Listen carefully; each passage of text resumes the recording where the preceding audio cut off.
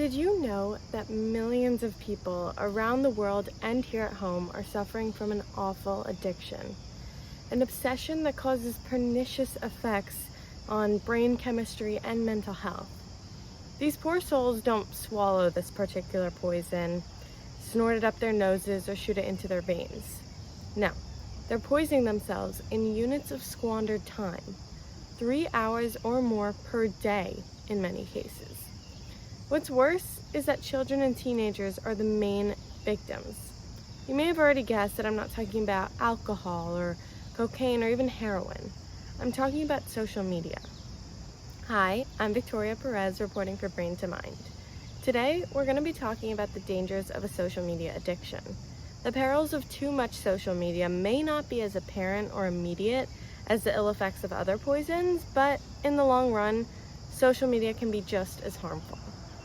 Social media has become increasingly popular over the course of the 2000s, sucking up so much valuable time and attention. And just when we think that platforms like Instagram or TikTok have reached their peak, they just keep on growing. With age restraints being so loose and easy to get around, too many children and teenagers are glued to their screens, scrolling and scrolling like a horde of zombies. Many parents turn a blind eye. I get it. Maybe they're just trying to enjoy some time to themselves. Some parents may even argue, oh, well, my kids could be out doing drugs and drinking. In that way, it almost seems like a win-win, right? Wrong. By the end of this video, I think you'll agree. The effects of social media on brains and overall well-being of kids and teenagers can be just as deadly as a nest of rattlesnakes. As a woman in my young 20s and as a part of Generation Z, I've seen and experienced the effects of social media firsthand, and I can speak to how toxic and harmful it can be. I feel the reward system in my brain spark up when I see likes and comments on posts, when I scroll or see posts and videos that the algorithm targets to my interests. I also notice that if I'm feeling down or bored, I tend to make my way to TikTok to mindlessly scroll. I also see this among my peers, as we grew up in this sort of screenager generation. Social media physically changes your brain structure, respected neurosurgeon and my boss, Mark Argentiano, says. It causes atrophy of certain anatomical structures, like the amygdala, which helps regulate emotions and behavior. This is especially dangerous among children and teenagers whose brains haven't even fully developed yet.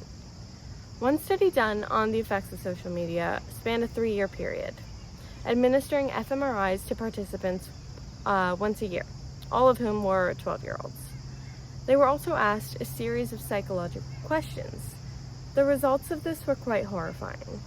What they found was that those who checked social media too often entered a pathological psychological state, swinging from highs to lows. And they craved the drug-like reinforcement that social media and scrolling on their screens gave them.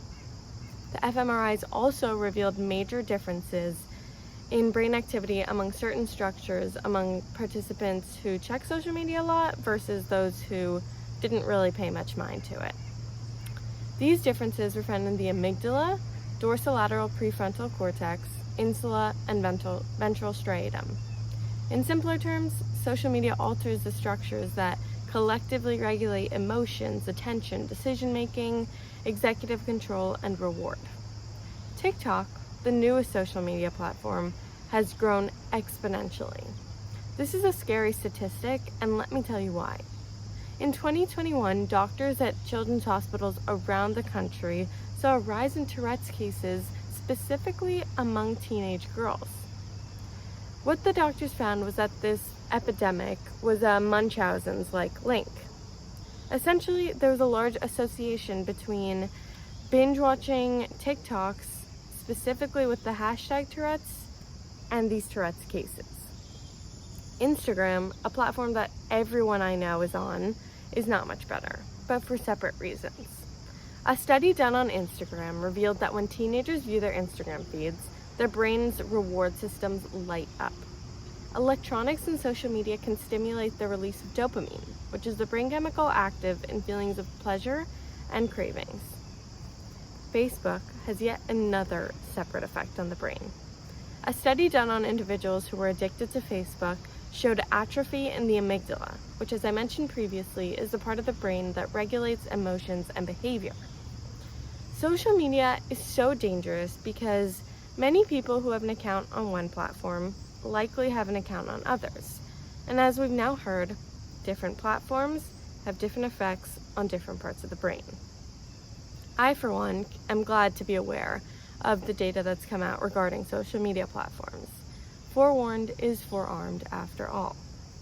The knowledge has definitely deterred me from scrolling and inspired me to do more things that actually help and benefit my brain's health, whether it be going for a walk or spending more time with people or just living in the moment in general.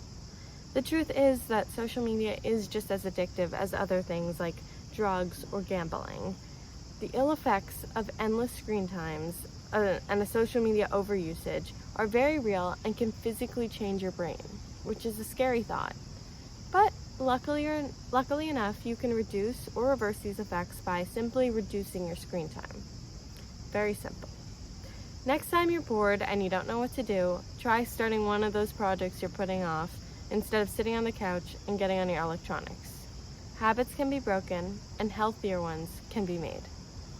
I hope you've enjoyed this video and maybe learned a thing or two.